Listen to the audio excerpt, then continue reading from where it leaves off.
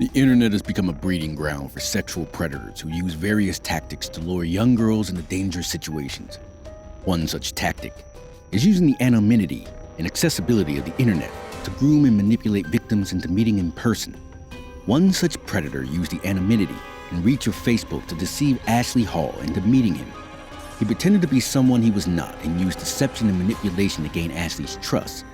Once he achieved that, it was then that he came out as the real monster he was.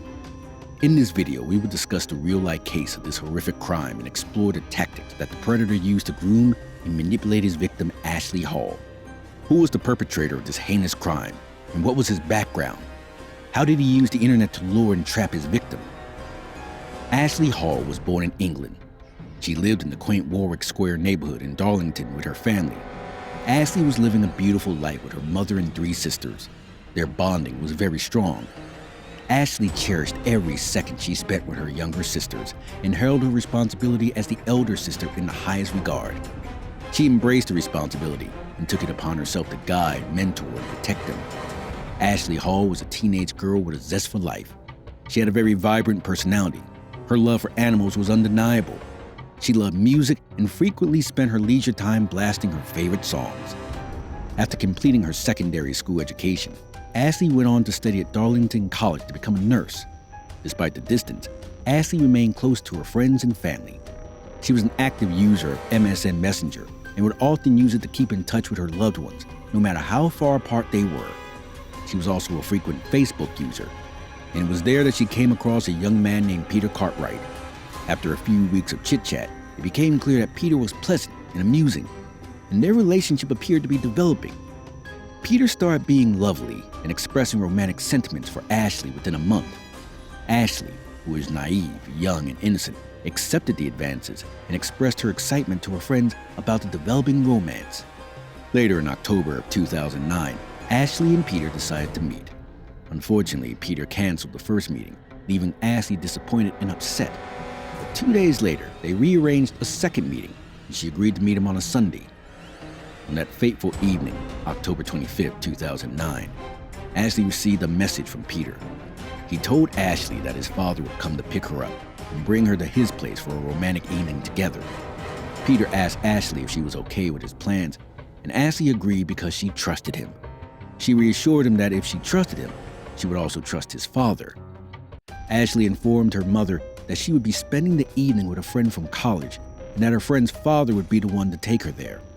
She had given her word to her mother that she would be back home by 10:30 a.m. the following day. To avoid any concerns, Ashleigh decided to give her mother false information about her evening plans.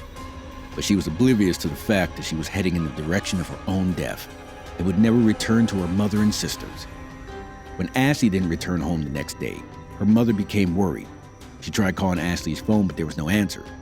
She also contacted Ashleigh's friends, but no one knew where she was. Ashleigh's mother grew more worried when Ashleigh's friends told her that she never showed up at her house that day and that they didn't have any plans to meet that day. Throughout the day, Ashleigh's mother kept trying to call her, but there was no answer. Finally, at the end of the day, precisely at 7 p.m., Ashleigh's mother, Andrea, received a phone call. No one spoke on the other end, but she could hear background conversations. She yelled her daughter's name repeatedly, but no one spoke to her. She called once more, and a man answered. He identified himself as a police chief inspector. The inspector told Andrea that a man had been arrested and had her daughter's phone in his possession. He told Andrea that he would contact her later. After hearing this, Andrea was extremely upset and panicked. Later, 2 police officers came to Andrea's house at 11:30 p.m. and told her that they had some bad news. They said they found a body and needed Andrea's grandfather to go to the morgue to identify it.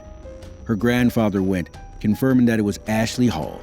Her grandfather said that it was the hardest thing he ever had to do and that no grandparent should have to go through it. The police officers informed Andrea that they believed Ashleigh had come into contact with the individual who had killed her through the internet. Ashleigh's family checked her computer and discovered that she had been communicating with a man they didn't recognize. They later learned that this man had been arrested for traffic violations, and his name was Peter Cartwright. However, upon further investigation, they discovered that Peter Cartwright was not real, and that the man's true identity was Peter Chapman. Peter Chapman was born in Darlington and was raised by his grandparents. He moved to Liverpool in 2005 at the age of 26. He returned to County Durham in 2007 and was charged with sexual offenses while living in Middlesbrough. He was first investigated as a teenager and received a 7-year sentence for raping 2 sex workers at knife point. He was released in 2001 and was no longer being monitored by the police. He had previous convictions for traffic offenses and theft. In 2002, Peter Chapman was arrested for rape, abduction, and false imprisonment in Cheshire, but was released without charge. In 2003, he was held for rape, but the prosecution dropped the case. He was jailed for 8 months in 2003 for failing to register his address as a high-risk offender. He was sentenced to 15 months in jail in 2004 for failing to register and report correctly. After completing his sentence, Peter moved to Langtree Road, Kirkby, in 2005. There he took a 20-week night school computer course at Kirkby's Brookfield Comprehensive School in 2006. He was involved in a hit-and-run in Liverpool in 2008, leaving a woman with a broken arm. He was circulated as wanted on the police national computer in 2009, nearly a year after he was last seen. On January 6, 2009, police officers went to his home to ask him about a traffic incident, but he wasn't there. The following month, various officers were supposed to visit him as part of the normal parole check process, but once again, he was not at home and did not respond. It had caused concern among the authorities, who were now trying to locate him urgently.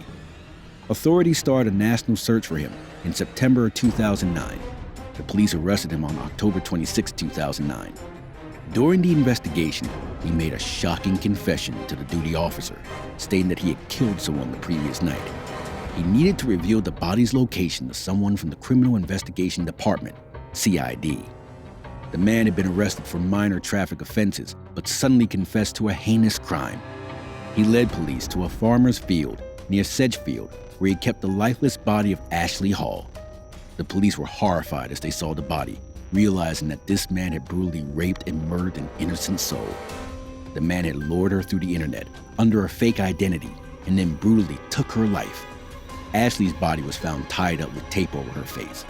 Her body was abandoned near Old Stockton Road. The post-mortem report revealed that she had died from suffocation.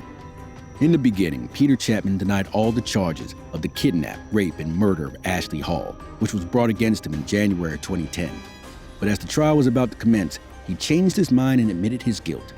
The prosecutor, Graham Reed, said that Peter created the fake teenage persona of Peter Cartwright and then pretended to be Peter Cartwright's dad to trick Ashleigh into thinking it was safe to get into his car. The prosecutor stated that Peter's plan was carefully thought out and evil, and it worked. On March 8, 2010, at a court in Teesside, Peter Chapman was sentenced to life in prison for the rape and murder of Ashleigh Hall. The judge, Peter Fox, also set a minimum term of 35 years before Chapman is eligible for parole. Peter Chapman is currently serving his 35-year sentence in H.M. Franklin Prison, where it is hoped he will remain for an even longer period. A person who has demonstrated the ability to commit such odious and calculated crimes cannot be considered safe to be released back into society. Detective Superintendent Andy Riddick stated that this case should be a powerful reminder of the dangers of meeting people online, especially during school holidays. In March of 2010, Facebook warned children about the risk of meeting people on the internet and provided tips on how to stay safe online. They also expressed their sorrow and sympathy over the tragic death of Ashleigh. The murder of Ashleigh Hall highlights the dangers of online interactions. The perpetrator, Peter Chapman, had lured her using a fake identity. His actions had left a permanent scar on many lives.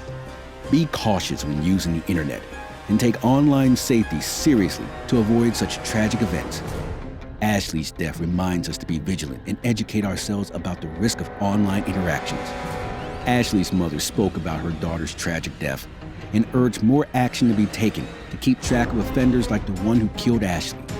She said, individuals who commit such heinous crimes should be kept under constant surveillance and should not be allowed to roam free in society.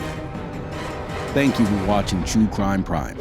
Kindly subscribe to our channel and remember to like, share, and comment.